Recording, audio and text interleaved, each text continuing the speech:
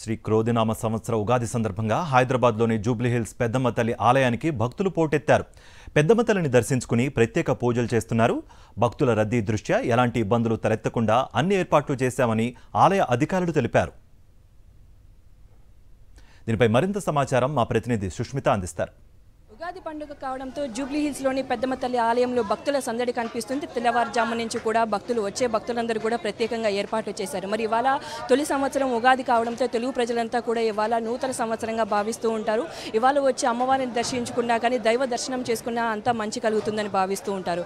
మరి అందుకే ఇవాళ ఉదయం నుంచి కూడా భక్తుల సందడి కనిపిస్తుంది ప్రతి ఒక్క ఆలయంలో.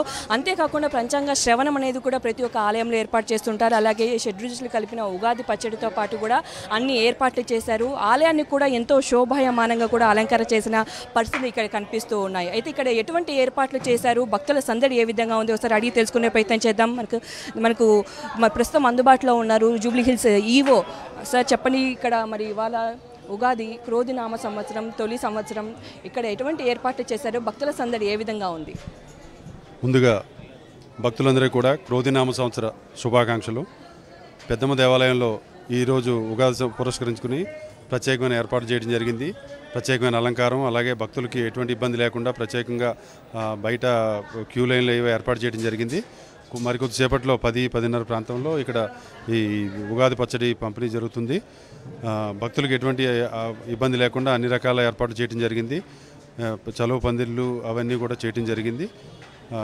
భక్తులు సాయంత్రం వరకు కూడా సుమారుగా 60-70 వేల మంది వరకు వచ్చే అవకాశం ఉందమ్మా. దానికి తగ్గట్టుగానే ఏర్పాటు చేయడం జరిగింది.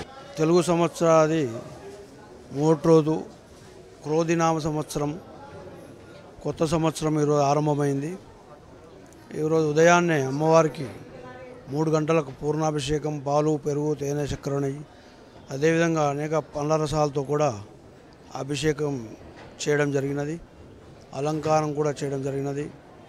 6 గంటలకు హారతి, మంత్రపుష్పము, అదేవిధంగా భక్తులకు దర్శనం, తీర్థప్రసాద వినియోగం చేయడం జరిగినది.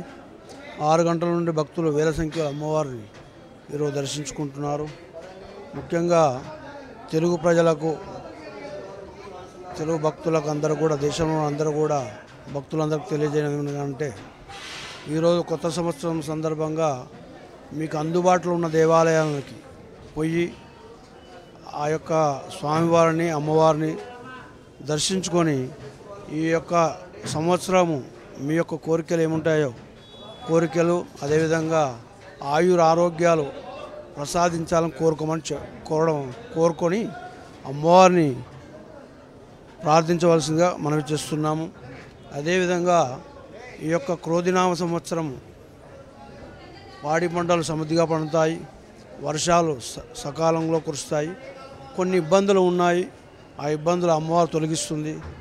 లోక రక్షణార్థంగా ఆవిర్భవించిన అమ్మవారు పెద్దమ్మ తల్లి అందరినీ సుఖ సౌఖ్యాలతో, అష్టైశ్వర్యాలతో చూడాలని కోరుకుంటున్నాను. మరి ఇవాళ ఉగాది కావడంతో వచ్చి దైవ దర్శనం చేసుకుంటే అంతా మంచి కలుగుతుంది, ఈ సంవత్సరం అంతా కూడా వారందరికీ మంచి జరుగుతుందని కూడా పూజారులు చెప్తూ ఉన్నారు. కెమెరామెన్ చందుతో సుష్మిత, సాక్షి టీవీ, హైదరాబాద్.